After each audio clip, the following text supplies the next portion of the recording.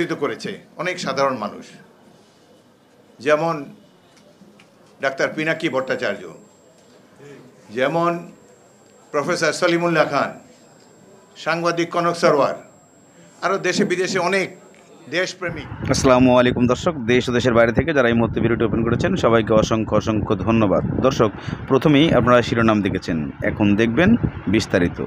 দর্শক, বিস্তারিতর প্রথম অংশেই আপনারা দেখেছেন পিনাকি ভট্টাচার্য উনি যেভাবে প্যারিসে বক্তব্য দিয়েছেন, এতে যেভাবে মানুষ পাগলের মতো তার দিকে ছুটে এসেছে। ডক্টর পিনাকি ভট্টাচার্য কি এমন মানুষ, কেন তাকে শেখ হাসিনা ভয় পেতেন, সে বাংলাদেশে আসলে শেখ হাসিনার কী ক্ষতি হতো, এমন কিছু তথ্য নিয়ে আজকের এই ভিডিওটা আপনাদের কাছে তুলে ধরতে চাচ্ছি। দর্শক, প্রথমেই পিনাকি ভট্টাচার্যকে নিয়ে অনেকেই কথা বলেছেন, তবে আসলে কি এই পিনাকি ভট্টাচার্য, কি তার আসল রহস্য যে তার কথায় মানুষ আজকে এতটাই অগ্রসর হয়েছে? এই ছাত্র আন্দোলনের পিছনে নাকি পিনাকির হাত ছিল? পিনাকি এই অনলাইনকে গরম বানিয়েছিল? কতটুকু সত্য, চলুন বাংলাদেশ থেকে কিছু তথ্য ডাক্তার পিনাকি ভট্টাচার্য, প্রফেসর সলিমুল্লাহ খান, সাংবাদিক কনক সরওয়ার, সাংবাদিক ইলিয়াস, এই ধরনের ব্যক্তিরা যারা বিপ্লবকে সংগঠিত করার জন্য, জনগণকে সুসংগঠিত করার জন্য ভূমিকা রেখেছেন, এই ধরনের ব্যক্তিদের নিয়ে গঠিত হলে আমরা আরো আশ্বস্ত হতাম। প্রফেসর ইউনূস, তাকে পতিত সরকার অনেক হেনস্থা করেছে, সুতরাং তিনি একটি বিপ্লবী সরকারের নেতৃত্ব দিতে যাচ্ছেন। তার এই অভিজ্ঞতা অতীতে ছিল না, তিনি ছিলেন বেসিক্যালি শিক্ষক। এই আন্দোলনের বিপ্লবে সরাসরি অংশগ্রহণ করেছেন আইনমন্ত্রী জনাব আসিফ নজরুল, বারবার নির্যাতিত হয়েছেন আরেকজন উপদেষ্টা আদিলুর রহমান। বাকি যারা উপদেষ্টা আছেন তারা দেশের কৃতি সন্তান, কিন্তু অনেকের মধ্যে বিপ্লবী চরিত্র নাই। এদের কেউ কেউ হাসিনা সরকারের পৃষ্ঠপোষকতায় ছিলেন, হাসিনা সরকারকে সমর্থনও দিয়েছেন। আমরা এই মুহূর্তে আর এসব তিক্ততা দেখতে চাই না। আমরা আরো খুশি হতাম এই বিপ্লবে যারা জনগণকে সংগঠিত করেছে অনেক সাধারণ মানুষ, যেমন ডাক্তার পিনাকি ভট্টাচার্য, যেমন প্রফেসর সলিমুল্লাহ খান, সাংবাদিক কনক সরওয়ার, আরো দেশে বিদেশে অনেক দেশপ্রেমিক, মোহাম্মদ ইলিয়াস, সাংবাদিক ইলিয়াস, তারা জনগণকে সংগঠিত করেছে। তারা পরিবার পরিজন সহ নিগৃহীত হয়েছে এদের হাতে। এই ধরনের ব্যক্তিরা যারা বিপ্লবকে সংগঠিত করার জন্য, জনগণকে সুসংগঠিত করার জন্য ভূমিকা রেখেছেন, এই ধরনের ব্যক্তিদের নিয়ে গঠিত হলে আমরা আরো আশ্বস্ত হতাম।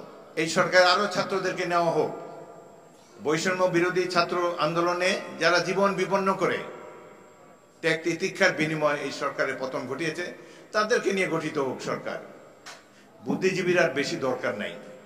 আমাদের দেশে ভালো বুদ্ধিজীবী আছে, আরেক শ্রেণীর বুদ্ধিজীবী আছেন, তারা সকল সংকটের সময় মুখ বন্ধ করে ঘরে বসে থাকেন, কিন্তু বিজয় অর্জনের পর ক্যামেরার সামনে সবার আগে এসে উপস্থিত হন।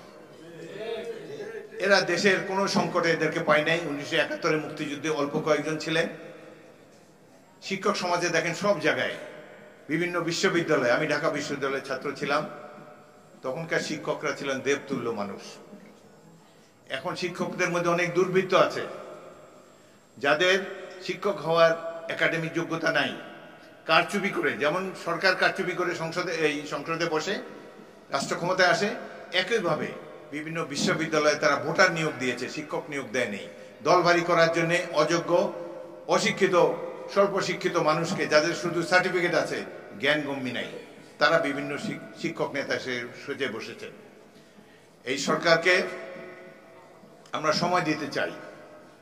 বিএনপির পক্ষ থেকে আমাদের মহাসচিব, শীর্ষ নেতা তারেক রহমান, অন্যরাও বলেছেন আমরা এই সরকারকে সময় দিতে চাই, তবে একটা যৌক্তিক সময় আমরা দিতে চাই। এই দেশে তো গণতন্ত্রকে পুনঃপ্রতিষ্ঠিত করতে হবে। গণতন্ত্রকে প্রতিষ্ঠিত করতে হলে নির্বাচনের কোনো বিকল্প নাই।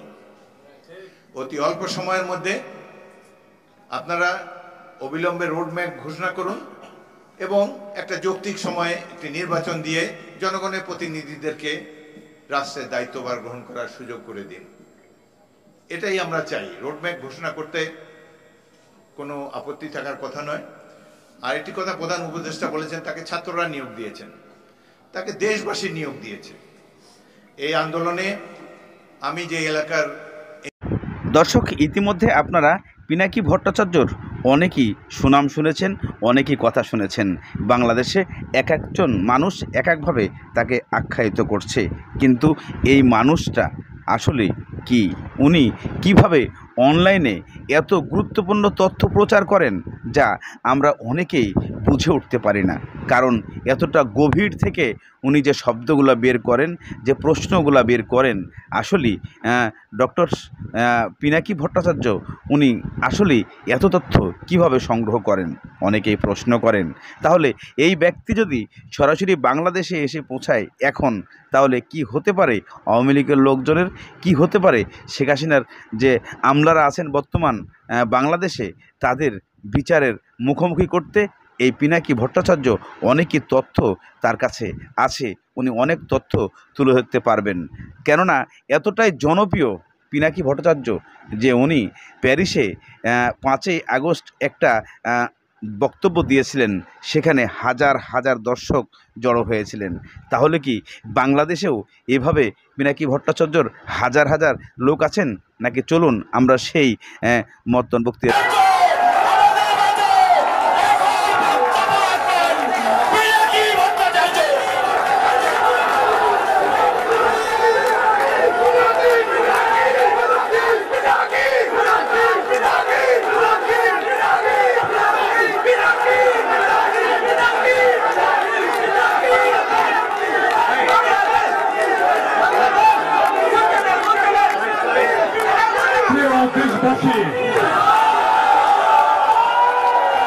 সকলকে বিপ্লবী সালাম। বিপ্লব দীর্ঘজীবী হয়েছে, আমরা বিপ্লবে সফল হয়েছি।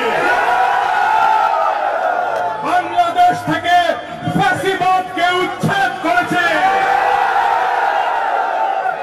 প্রিয় দেশবাসী, গত 15 বছর ধরে লক্ষ লক্ষ মানুষ তীব্র নিপীড়ন নির্যাতন ভোগ করে এই ফ্যাসিস্ট দানবকে নিজের শক্তিতে বাংলাদেশকে বিতাড়িত করেছে।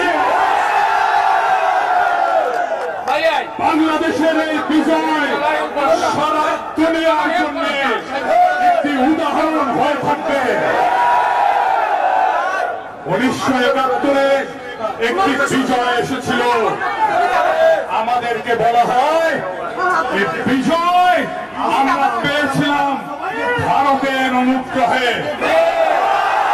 2024-এর বিজয় কোন বিদেশি শক্তির অনুগ্রহে নয়।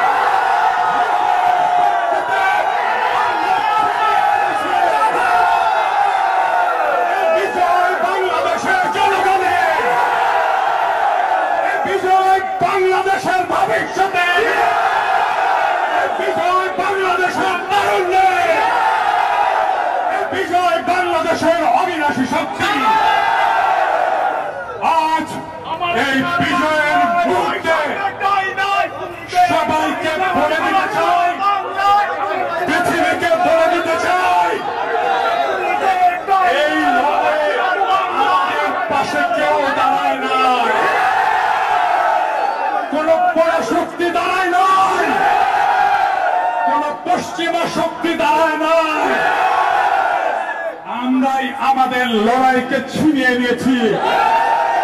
সবাইকে বলে দিয়ে বলতে চাই, বাংলার মাঠে দুর্গার ঘাটে কোন দুর্বৃত্ত ভবিষ্যতে এই বাংলাদেশের বুকে আর চেপে বসতে পারবে না। ভারতের সরকারকে আমি বলে দিতে চাই, আপনারা হাসিনার সরকারকে আপনাদের রাজনৈতিক এবং কূটনৈতিক সমর্থন দিয়ে টিকিয়ে রেখেছিলেন। বাংলাদেশের জনগণ এটা ভুলবে না। বাংলাদেশের জনগণ দেখিয়ে দিয়েছে কিভাবে বিপ্লব ফ্যাসিবাদ হটাতে হয়, রক্ত দিতে হয়, কিভাবে বন্দুকের গুলির সামনে মুখ চিপিয়ে দাঁড়াতে হয়। আমরা 18 কোটি জনগণ বাংলাদেশের স্বাধীনতা, সার্বভৌমত্ব, জাতীয় মর্যাদা রক্ষা করার জন্য আবু সাঈদের মতো মুখ চিপিয়ে দাঁড়ানো ভবিষ্যতে। প্রিয় বন্ধুরা,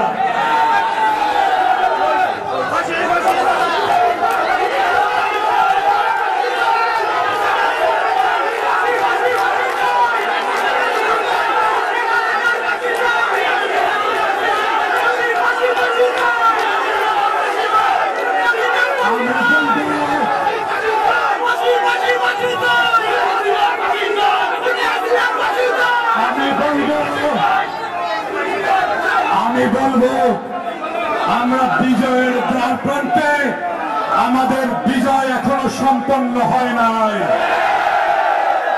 শহীদের রক্ত শুকায় না, শহীদের রক্তের বিরুদ্ধে কোন বেঈমানি বাংলাদেশ সহ্য করবে না।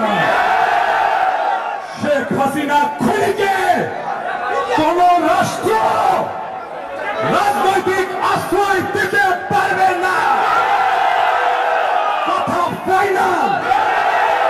যেই দেশ তাকে রাজনৈতিক আশ্রয় দেবে, বাংলাদেশের জনগণ তাকে শত্রু হিসেবে বিবেচনা করবে। ফ্যাসিস্টের কোন দেশ হয় না, রাজনৈতিক আশ্রয় হয় না, তাকে বিদায় করতে হবে। আমরা হাসিনার, তার মন্ত্রিসভার, তার পুলিশ প্রধানের, তার রেড প্রধানের, তার বিজেপি প্রধানের বিচার করব বাংলাদেশের মাটিতে।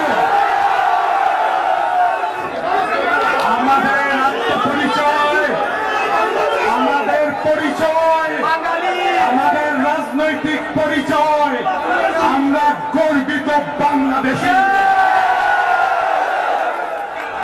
বাংলাদেশের আমরা গর্বিত সন্তান, আমরা বাংলাদেশের সৈনিক, আমরা বাংলাদেশের সন্তান। বাংলাদেশকে এইবার গড়ে তুলতে হবে, নতুন করে গড়ে তুলতে হবে। বাংলাদেশ সমান, হিন্দু, মুসলমান, বৌদ্ধ, খ্রিস্টান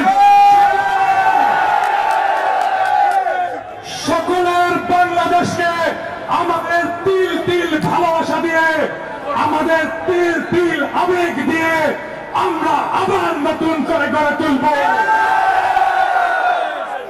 বাংলাদেশ হবে সারা দুনিয়ার বিস্ময়। বাংলাদেশকে দেখে সারা দুনিয়া শিক্ষা নেবে, কিভাবে দেশের মাটিকে রক্ষা করতে হয়, কিভাবে ফ্যাসিবাদের বিরুদ্ধে লড়াই করতে হয়, কিভাবে রক্ত দিতে হয়, কিভাবে জীবন দিয়ে বিজয় ছিনিয়ে নিতে হয়। সবাই ভালো থাকবেন। আগামীর বাংলাদেশে সবার সাথে দেখা হবে।